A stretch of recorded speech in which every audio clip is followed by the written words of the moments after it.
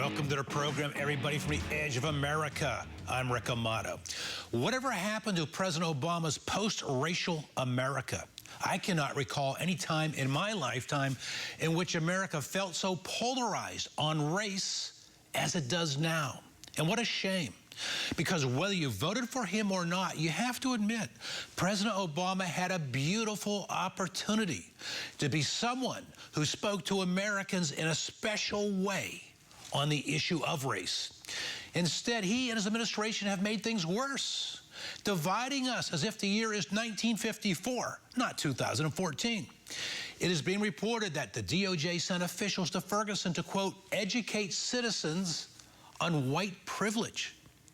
President Obama himself, in an interview over the weekend, said America has racism deeply rooted in its history.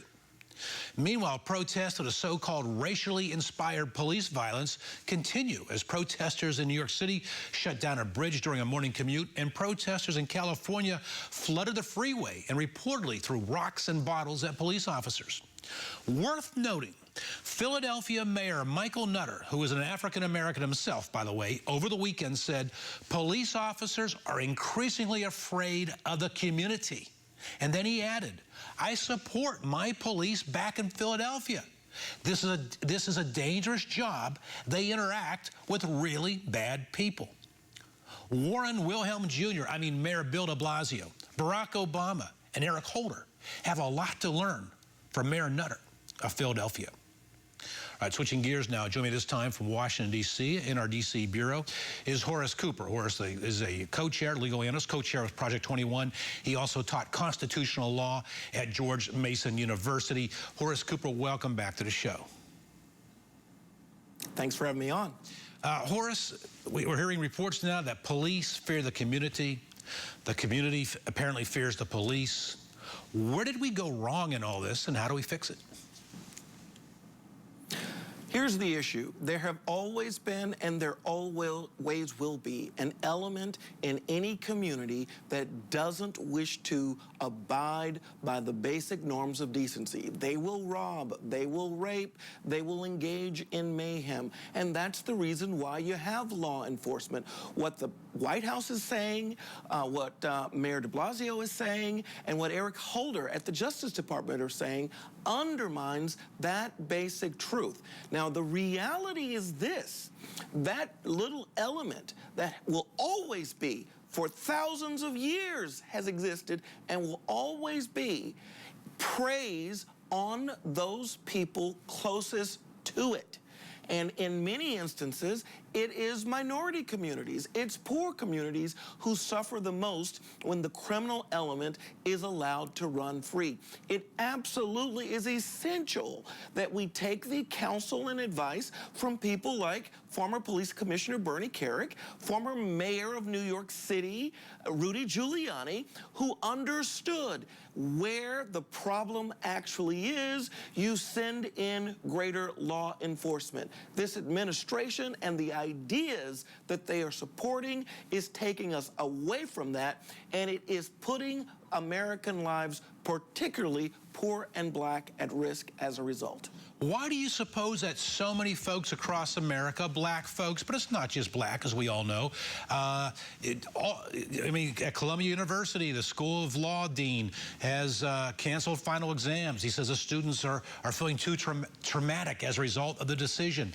Why is it that so many people across our pop culture have now accepted the narrative that there is racial violence being exercised against blacks in America, and now we have this justified response? Yeah, it is remarkable that such a really effective lie has been able to take hold in American society. Now, I asked people from early in the process when this Ferguson narrative began to unfold, was Benjamin Crump going to be one of the family attorneys involved? And it turned out yes. And having looked at his history and what he did with the Trayvon Martin case, watching Al Sharpton jump in, and then seeing Attorney General Eric Holder, I knew that we weren't going to get the real story. The tragedy is, even after a grand jury has released the information that shows overwhelmingly that but for Michael Brown's criminal behavior, he would be alive today. It has been spread across America. Now, some of our mainstream media organizations like the New York Times, like NBC News, and particularly MSNBC have helped to elevate this. One of the things that the President of the United States could do, a person who happens to be black, he could have said, I trust our criminal justice system. I trust our ability of the law enforcement working together in the local community to resolve this. He has supported and aided actions that did exactly the opposite. Unfortunately, for lots of people, they didn't even get to hear so much of the information that, if you had been paying attention early on, would have shown you why it wasn't likely that the story that we were to believe that Darren Wilson just shot a man for no justifiable cause. Now, we have a similar situation happening in the case of New York. A lot of us agree that people shouldn't be placed in prison because they're selling individual cigarettes. Right. But there is no evidence that the death that happened here occurred because the individual breaking this law was black. It doesn't appear that there's any way to show that outcome. And now, even when the family says that's not the case, the mainstream media, again, these very same groups are saying exactly the opposite. The mayor of New York is going to have the lives of those who are injured, who die as a result of making it open season on law enforcement. That's going to be blood on his hands. Absolutely, he ought to be consulting with Mayor Giuliani and former police commissioner Bernie Kerik about how to resolve this. This blame it on Whitey stuff is dangerous, and it's a lie. Horace Cooper, what concerns me in addition to all what you covered, it's dangerous, it's a lie, it's gonna make the community less safe. What concerns me is that it's setting a terrible example for young folk, especially in the black community, of what to do when something occurs which you don't agree with, something you don't like. How optimistic are you? Absolutely it does. Go ahead. Go ahead.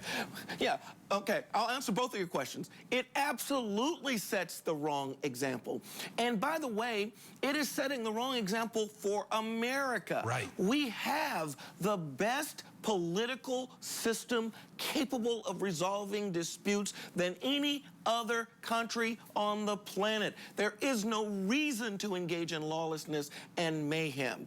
And in particular, because this narrative has been more readily accepted among blacks, but I will tell you, also among liberals, right, it separates America into two groups. People can work in the same building, live in the same neighborhood, and yet they're seeing a wholly different kind of world.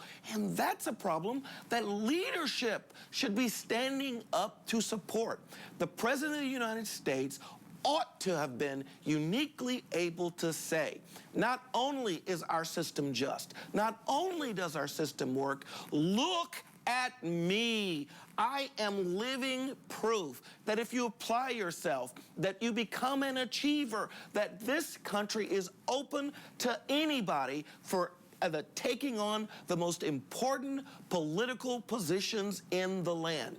Instead, he has said just the opposite. His rhetoric is the essence of saying, I made it up, I am successful, I am an overachiever in a lot of ways. Now I'm going to kick the rung so that you don't follow the kinds of steps that I took that will allow you to achieve and accomplish what you can. It is remarkable that he doesn't appreciate the importance of that, and that he is more interested in the political resonance of what he is saying when he talks to other progressives than what he is saying when he's the president of the United States. He holds an awesome position in American society, and instead of ducking that and doing what makes political sense, he could have shown himself to really be a remarkable leader. He could have been the kind of Lincoln, the kind of Teddy Roosevelt or Ronald Reagan that was consequential, but instead he shied. And he reiterates what I want people to understand is an absolute lie.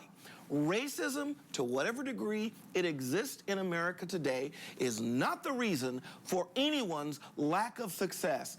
The relic of a bygone era made up by a bunch of people running around with their sheets over their head and cones on their head isn't an explanation for the poverty, isn't an explanation for the criminality, isn't an explanation for the unemployment. That is something that individuals must take responsibility for. This president Horace could Cooper? have been quite a consequential one if he had. We've got to leave it right there in the interest of time. We appreciate you coming on and being so clear in your thoughts and articulate. It's important. It is important to try and cut through all the clutter which is out there today and hear voices of reason and voices of honesty like yourself. Thank you for joining us. So.